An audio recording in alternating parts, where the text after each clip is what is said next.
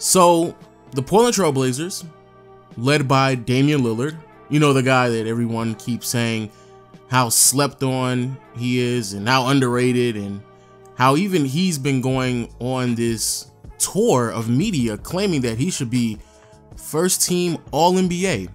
That Dame and that Portland Trailblazers team was just swept in the first round by a New Orleans Pelicans roster that didn't have DeMarcus Cousins available due to injuries.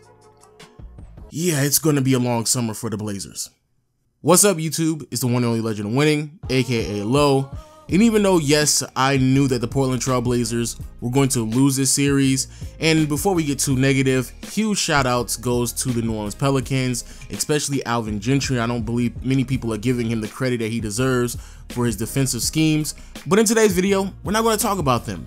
We're going to talk about the team that many people, including myself, I'm not going to act like I'm exempt from this, assumed took the next step in the right direction and started to assert their dominance in a Western Conference that seemed pretty open, and that is the Portland Trailblazers. And before we get into Damian Lillard, his underperformance, and what exactly we should expect out of him next season, first let's talk on a bigger scale here, because the Portland Trailblazers are definitely in a very interesting situation moving forward. Because if we're going to be realistic here and we're going to add context into the season that they had, I do believe it's very obvious that they have hit a wall and they have peaked as much as they possibly can, which is extremely scary moving forward. Because even though, yes, they did earn the 3rd seed in the Western Conference this year, I do believe many people tend to overlook the context in which they played this regular season. The Portland Trailblazers throughout the regular season have been up and down, and luckily for them, at the end of the season, they were able to go on a run that was able to cement and solidify their place in the postseason. However, when you look at their record, you start to recognize that even though they were the 3rd seed, they were only 3 to 4 games removed from being out of the playoffs. And also when you start to recognize that all of the teams below them suffered from major injuries or had significant changes in their roster this year.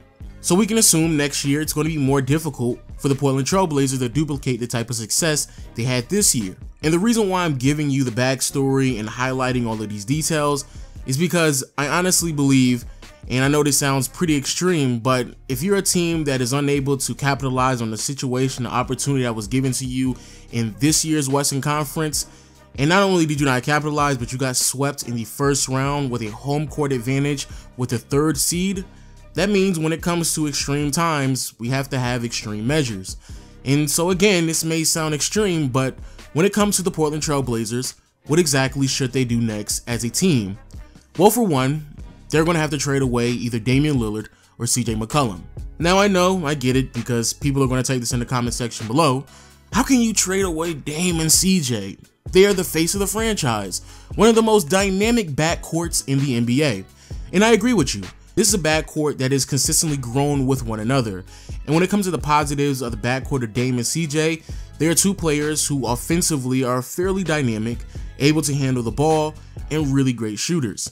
The problem is, though, is that the negatives are starting to outweigh the positives, as they are both inconsistent on the offensive end, especially Damian Lillard. Neither one of them are extremely dominant on the offensive end either, and on the defensive end, even though they did make some progression in their game, it's still very obvious that Damian Lillard and CJ McCollum, due to their size, they're going to have a lot of matchup problems moving forward because, and this is not a knock on Jrue Holiday, but if Jrue Holiday is giving you some problems, then yeah, you don't really have any answer for any other elite level point guard or even guards in general in the Western Conference. And I know this may sound crazy, and I'm pretty sure to some people it's fairly obvious to trade away CJ, but in my honest opinion, if the return in the trade market for Dame is significantly greater than it is for CJ, then I would be willing to look at Damian Lillard, especially due to his underperformance in this year's postseason. Now, the second thing that they need to do is get more confident and consistent role players. Now, I'm not going to sit here and act like it was just nothing but Dame and CJ, because there was a lot of times where they were being double teamed and they were allowing players such as Aminu and Nurkic to create their own shots and be offensive threats. And crazy enough, it actually worked for the Pelicans. Aminu had moments where he was fairly consistent, and I would actually argue he was easily the most consistent role player for the Portland Trailblazers, but players such as Nurkic, Shabazz Napier, Evan Turner, they were just missing wide open shots, or they just weren't consistent at all. But the third, and in my opinion the most overlooked story when it comes to the Portland Trailblazers, is what exactly are they going to do with Nurkic?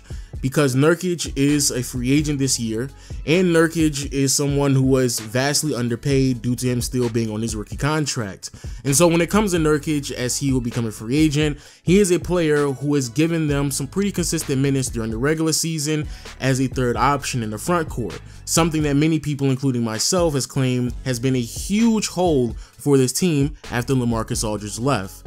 But the problem with Nurkic is, during this series, he really did nothing for the first 3 games, missing wide open layups, not running back and keeping up with Anthony Davis, and even in a half-court set, he couldn't stop Anthony Davis whatsoever. But due to there being a massive hole in the front court with the Portland Trailblazers, they may be forced to overpay him this offseason. However, it would be easier to answer these questions if Damian Lillard was as great as many people suspected him to be. Now, before we get really deep into the whole Dame thing, let me be extremely clear. Damian Lillard is still one of the better players in the NBA. He's still one of the better point guards, and I would still label him as an elite level point guard. But the problem was this season, and I think probably the biggest reason why this is going to be such a massive stain on his resume, is that Damian Lillard, along with a lot of other people, including myself, assumed that this was a year that he was going to be able to separate himself from everyone else in the league. This was going to be the year where he could at least solidify himself as potentially a top 10 player in the league. And even though it's very obvious that Damian Lillard has the talent and he has the ability to put himself in that conversation, many people consistently doubted him, not necessarily because he just wasn't good, but because if you look at everyone else in the league, it's really hard to just stand out amongst some of the other better players in the NBA, especially at the point guard position when your competition is players such as Curry, Westbrook, and Kyrie Irving. But when you go on a public tour, almost like a media tour, and you consistently tell people how good of a player you are, where you keep saying, oh man, I deserve to be all NBA first team. Yeah, I think I should be first team all NBA. How you keep telling people how you're overlooked and you deserve more accolades. If you're going to say all of that, then we're going to give you the attention that you rightfully deserve. And again, I have no problem giving Damian Lillard that attention because I believe he has earned it, along with the expectations that come with any player that makes the first All-NBA team. But even if we were to lower the bar for Damian Lillard and put him in the same level as, let's say, a Kemba Walker, who is still a really good point guard, but obviously isn't on the same level as a Kyrie Irving or Curry, getting swept in the first round, that's just unacceptable. I don't even know how else to put this.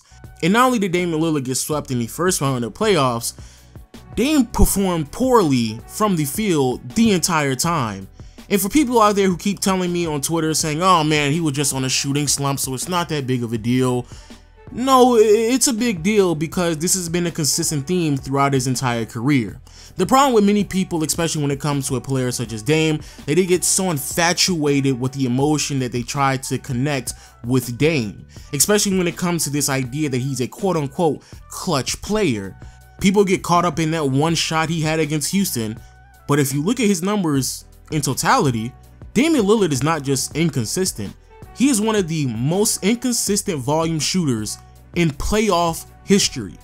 For the most part, Damian Lillard is a player who consistently shoots below 40% in the postseason, a player who consistently performs poorly from behind the arc compared to his regular season performances, and when we're talking about a player that we're not expecting to defend, because no one expects his Dame to play defense at an elite level, and we're also talking about a player who no one expects to be an elite level playmaker, despite the fact that he's been in the NBA long enough for him to make that transition to be one. If all we're expecting Damian Lillard to do is to score, well then Damian Lillard needs to start scoring at a much more efficient rate than he has been throughout his entire career. And again, people may sit here and think that I'm being too hard on Dame, but this is what he asked for. The expectations are now placed on Damian Lillard because he wants to throw his hat in the conversation with the Steph Currys, the Kyrie Irvings, and the other elite level players in the NBA. And I'm fine and I'm willing to do that.